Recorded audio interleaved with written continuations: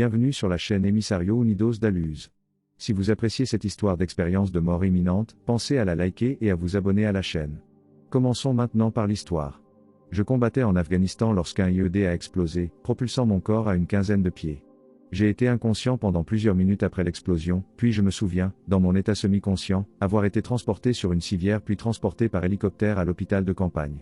À l'intérieur de l'hélicoptère, je me souviens avoir regardé depuis une position au-dessus de mon corps pendant que l'équipe d'intervention travaillait sur moi. Une fois à l'intérieur de l'hôpital, je me souviens avoir observé sobrement l'agitation sous moi alors que les médecins soignaient les blessés depuis mon perchoir dans un coin du toit de la tente. Je me souviens avoir regardé directement au-dessus de mon corps et même avoir regardé la tente depuis une position élevée à l'extérieur de la tente, comme si j'étais dans 3 positions simultanément. J'ai dû être à plat parce que le médecin appliquait le défibrillateur lorsque j'ai commencé à me sentir tiré vers le haut. Je n'étais en aucune façon bouleversé pendant mon voyage vers le haut. En fait, je ne me souviens pas m'être senti aussi vif qu'à ce moment-là. J'ai soudain pris conscience que je voyageais dans un tunnel très sombre, et à l'extrémité de ce tunnel, j'ai vu ce qui apparaissait initialement comme une étoile très brillante qui l'éclairait faiblement. Alors que je voyageais dans le tunnel à une vitesse incroyable, j'ai vu l'étoile grandir en taille, de telle sorte que plus je me rapprochais de l'étoile, plus sa forme ressemblait à celle d'un soleil. J'ai commencé à réaliser que la lumière était en réalité une présence divine qui m'incitait à entrer en contact avec elle et à fusionner avec elle. La lumière dégageait une magnificence et une grandeur que je ne peux décrire avec des mots. J'ai commencé à regarder la lumière avec crainte et respect, et tout autour de moi, j'ai pu discerner ce qui semblait être des hommes saints en robe priant Dieu avec révérence et ferveur. Ils étaient tous vêtus de robes finement confectionnées, ou toges, et semblaient être des hommes saints de diverses croyances. Les saints hommes m'ont rappelé les images de ces livres qui parlent de la culture et des croyances d'une religion ancienne ou d'une tribu indigène du Vieux Monde qui empruntait occasionnellement à la bibliothèque locale. J'ai grandi dans une famille chrétienne, mais dès mon plus jeune âge, j'ai été intrigué par d'autres cultures, religions et systèmes de croyances. Dans ma jeunesse, je me suis retrouvé à approfondir et même à adopter les enseignements ou les croyances d'autres cultures ou religions qui me plaisaient.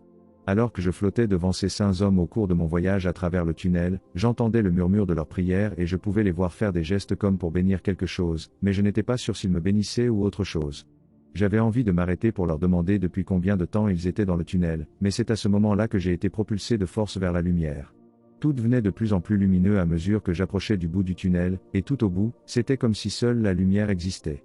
Dans la lumière, une série d'images de moments de ma vie, depuis le jour de ma naissance jusqu'à aujourd'hui, ont commencé à clignoter devant mes yeux. À la fin de la série d'images, j'ai regardé la lumière omniprésente et je me suis interrogé sur la vie et sur le moi essentiel qui naît sur Terre avec un corps.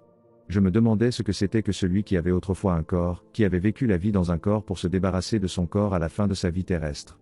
Alors que je regardais le blanc pur, une sphère rayonnant d'une brillante lumière dorée est soudainement apparue devant moi. La sphère s'est agrandie à mesure qu'elle s'approchait, et elle a atteint la taille d'un ballon de plage avant de se transformer en un être indescriptible de pure lumière. Alors que cet être de lumière flottait devant moi, j'étudiais sa forme et son immense stature tout en m'interrogeant sur sa nature essentielle. L'être semblait de forme humaine, bien qu'il soit d'une taille imposante et d'une carrure énorme. Les traits du visage de l'être semblaient dessinés avec une fine plume d'encre, et ses cheveux dorés étaient impeccablement présentés. L'être semblait être humain, mais il brillait, craquait d'électricité et dégageait une lumière dorée, qui donnait l'impression que cet être était bien la personnification de l'énergie. La forme de l'être semblait se solidifier à mesure que sa forme translucide devenait de plus en plus opaque, et c'est à ce moment-là que le paysage blanc omniprésent s'est soudainement animé alors que d'autres entités lumineuses ont commencé à nous entourer. Dans ce royaume de lumière, j'ai vu des êtres qui ressemblaient à des humains, et d'autres qui apparaissaient comme des orbes lumineux de lumière et de couleurs qui rebondissaient de manière jubilatoire et exubérante. Leur énergie vive était si contagieuse que je pouvais sentir mon être débordant d'un spectre d'émotions d'une intensité élevée. J'étais sur le point de poser une question à la lumière lorsqu'elle commença à communiquer avec moi, et au lieu de mots, ce que j'entendis sonna comme un chœur de voix d'une tonalité et d'un timbre parfait. J'ai regardé à ma droite pour voir 2 êtres magnifiques lorsque la lumière a dit « Ces 2-là sont Michael et Gabriel. Michael t'a choisi comme sien et Gabriel est là pour te montrer l'avenir. » J'ai regardé au-delà de Michael et Gabriel pour contempler une entité à la stature monumentale, ornée de la robe tentaculaire la plus élaborée. Comme les autres, c'était un être de beauté mais dont le teint paraissait plus foncé que le leur et dont les beaux yeux me regardaient d'un regard glacial et perçant. C'est lui qui a été chassé du ciel. Toi, à qui j'ai donné le choix, tu peux partir avec l'être de ton choix, dit la lumière. Je pensais que puisque Michael m'avait déjà choisi, je le choisirais. Michael semblait aussi fort et puissant que les autres, et ses yeux brillaient d'un feu que j'ai trouvé captivant. En revanche, les yeux de Gabriel semblaient plus doux et émanaient de la compréhension. J'ai ensuite regardé l'être de lumière devant moi, l'être dont les yeux fascinants étaient pleins d'amour, de chaleur et d'autorité. Tu seras mon soldat et tu marcheras avec Michael. Gabriel aussi viendra vers vous de temps en temps. Je vous en enverrai d'autres, et vos fruits ne tomberont pas loin de l'arbre, ce qui deviendra évident pendant le temps du rassemblement, dit la lumière. C'est alors que 5 orbes de lumière sont apparus, se déplaçant de manière extatique et ludique devant moi et l'être de lumière. Les orbes étaient de taille et de forme similaires, et leurs couleurs variaient principalement en teinte, à l'exception d'une qui était de couleur bleue. Ils, comme tous les êtres ici, sont de vous qui êtes de moi. Ces êtres viendront à vous et vous prendrez davantage soin d'eux. Ils s'envoleront, mais se retrouveront au moment du rassemblement, dit la lumière. Il m'est venu à l'esprit à ce moment-là que l'être devant moi pourrait me dire que ces êtres seraient mes enfants, mais à l'époque, j'étais jeune et je n'avais pas l'intention de me marier. Un magnifique plat de service en cristal, chatoyant aux couleurs de l'arc-en-ciel, apparut devant moi. Le plateau s'est ensuite brisé en milliers de morceaux, et j'ai regardé les morceaux individuels alors qu'ils scintillaient des couleurs de l'arc-en-ciel, mais chacun à sa manière unique. J'ai regardé ces pièces se rassembler et commencer à se rejoindre pour former le plateau original. Il m'est venu à l'esprit que le plateau était une métaphore de la création et que les morceaux du plateau brisé représentaient les âmes individuelles de l'univers.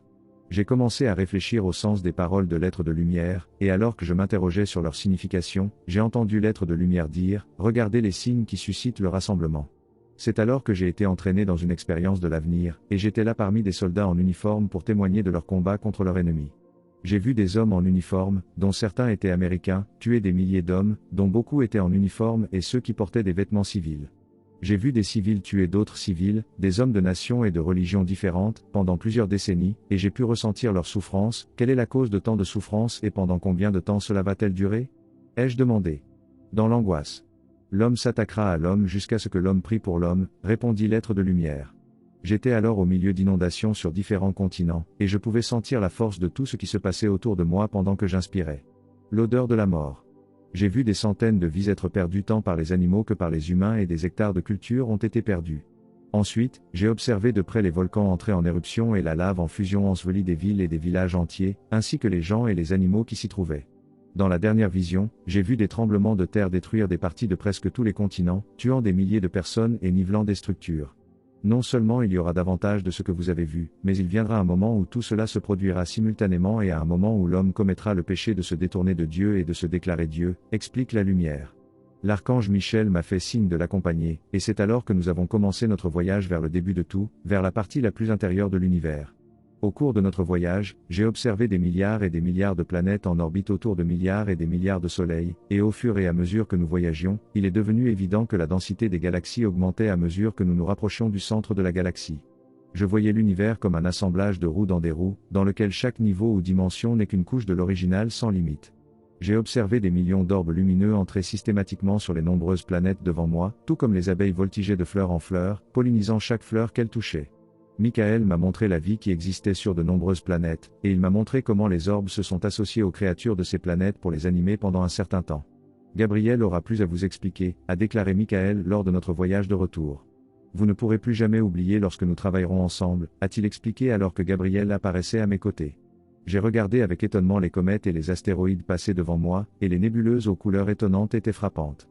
Alors que nous passions devant la constellation d'Orion, je savais que la Terre était proche, et peu de temps après l'avoir dépassé Orion, j'ai remarqué 2 corps célestes flamboyants se précipitant vers la Terre. C'est alors que j'ai vu, dans une vision, la panique et la dévastation qui ont suivi lorsque ces objets célestes ont frappé la Terre.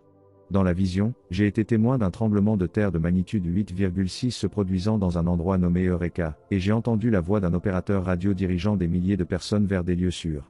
J'ai vu dans la vision une station spatiale tomber du ciel et des missiles tirés dans l'espace par une coalition de nations.